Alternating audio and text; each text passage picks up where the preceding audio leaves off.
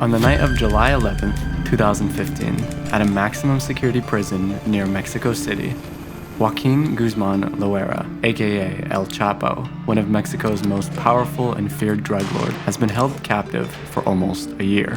At 8:50 p.m., guards see him head to the shower over in the corner of his cell. Minutes later, when a guard goes to check on Guzman in the cell, he finds it empty. El Chapo had escaped through a 1.5-kilometer long tunnel that stretched under the prison. The guard grabs his radio and screams, "Comandante, el prisionero no está." But this was just one of the many times that El Chapo escaped prison and evaded authorities. Today, we will look at El Chapo's many escape plans. How did he escape so frequently, and how was he eventually captured for good?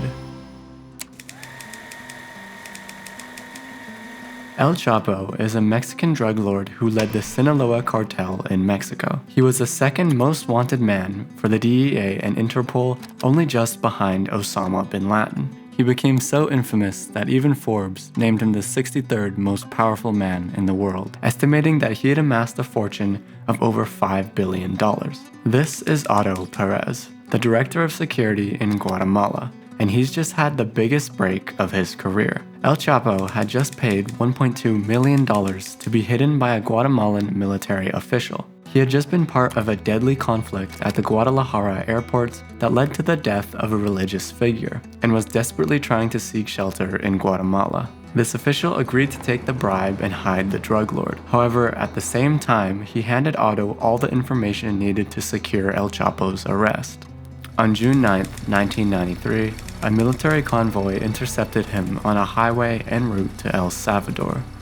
El Chapo was captured and returned to Mexico. On January 19, 2001, after 8 years in prison, El Chapo made his first escape from the Federal Center for Social Rehabilitation No. 2 in Jalisco, Mexico.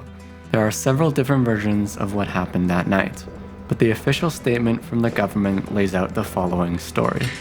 That night, prison worker Javier Camberos entered Chapo's cell with a laundry cart. The drug lord proceeded to climb onto the cart. There, he was covered with bed sheets, spare wood, and different maintenance equipment. They then went all the way to the prison exit, going unnoticed through several different checkpoints. They successfully left the prison and made it to the trunk of a car driven by Camberos, where he drove out of town to a gas station and disappeared. Another version of this escape comes from the Mexican journalist Jesus Lemus. In his book, The Damned, he narrates a slightly different story. In this version, he affirmed that El Chapo did not escape, but in fact was set free by the high powers of Mexico. The day of his supposed escape, he pretended to have a headache and asked to go to the prison's nursery. Here he changes his clothes for a police uniform and simply walked outside the prison. In the end, it is known that 78 people had been part of this escape plan. However it happened, El Chapo escaped from this maximum security prison, succeeding in his first escape attempt.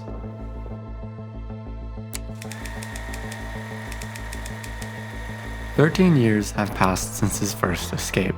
The cartel war has been raging, with an estimate of over 120,000 murders being carried out over this short period of time. El Chapo has been placed at the forefront of the war and is now the most powerful and dangerous drug lord in the country. On February 16, 2014, the Mexican military had followed El Chapo to his former wife's house after being tipped off by one of his bodyguards. However, they had trouble ramming through the steel-reinforced front door, which allowed El Chapo to escape through a system of secret tunnels that connected 6 houses, eventually moving south to Mazatlan. He had been hidden inside the Miramar condominiums, trying to outmaneuver the constant military presence. On the morning of February 22, 2014, the Mexican military aggressively entered his room on the 4th floor. There, they found the infamous drug lord. After over a decade of searching, they finally captured him again, without a single bullet being shot. He was sent to the Federal Social Readaptation Center No. 1 near Mexico City. Here, El Chapo was to spend the rest of his life locked away, or at least that's what he was supposed to serve.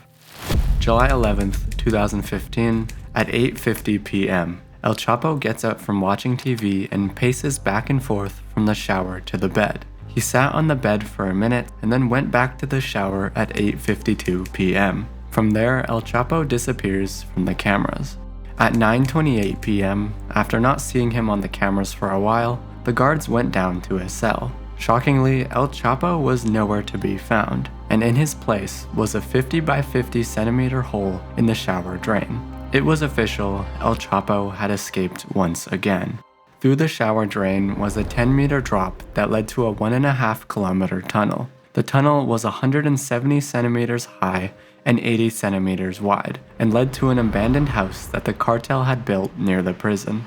El Chapo is presumed to have used a ladder to go all the way down to the tunnel, where a motorcycle adapted onto rails was waiting for him. He was driven all the way to the abandoned house, where he was then taken to a warehouse and flown to the mountains of La Tuna, an area in his home state of Sinaloa. The experts analyzed the tunnel and were impressed by the execution and how this one was built. But you see, tunnels are nothing new for the Sinaloa cartel. It's estimated that they have made around 100 tunnels that span the border between Mexico and the United States. Some of them have been found, while others are still being investigated. The police claim they couldn't hear the work in the ground because the engineers used acid and heat to make the tunnel. They also said that sometimes their security system did capture some movement underground, but they assumed that it was related to some work that the state was doing for a dam near the prison. Nonetheless, El Chapo was free again.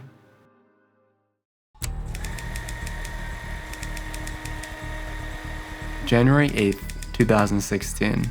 It's early in the morning and the Mexican military is in Los Mochis, a city on the coast of Sinaloa. The city is known for having a lot of high-ranking members of the cartel, and after being notified of several armed men in the area, the army decided to execute an operation called Black Swan, monitoring communication services and keeping an eye on the area. They had settled on a home that was said to be getting prepared for the arrival of someone important, someone people were calling grandma or aunt. Suddenly, 17 Mexican Marines storm into the house. To their surprise, when they broke in, the important client that had arrived was El Chapo himself. The cartel and the military opened fire, with the military eventually killing all of the cartel's men. But what happened to El Chapo? The military searched the entire home and came up empty-handed. Finally, they looked in a closet, and behind a mirror, they found a hidden room which led to another tunnel. El Chapo had somehow escaped again. This tunnel led to the sewers of the city, and El Chapo and his captain were able to escape through a manhole cover onto the street. They quickly stole a car and made their escape, but El Chapo's luck was running out, and the army tracked them down and captured them. This time, El Chapo knew that he was done. He was sent back to the prison he escaped just 181 days before, but now everything was different. The US government wanted to extradite El Chapo to an American prison so that they could safely house him. And Mexico agreed, sending him to the Metropolitan Correctional Center in New York on January 20th, 2017. The man that was presumed to be the most powerful amongst his people is now almost 70 years old, placed in isolation in his cell. El Chapo is a historical character in the world, and some people hate him and some people love him. But one thing is for certain, is that almost everyone remembers the name El Chapo.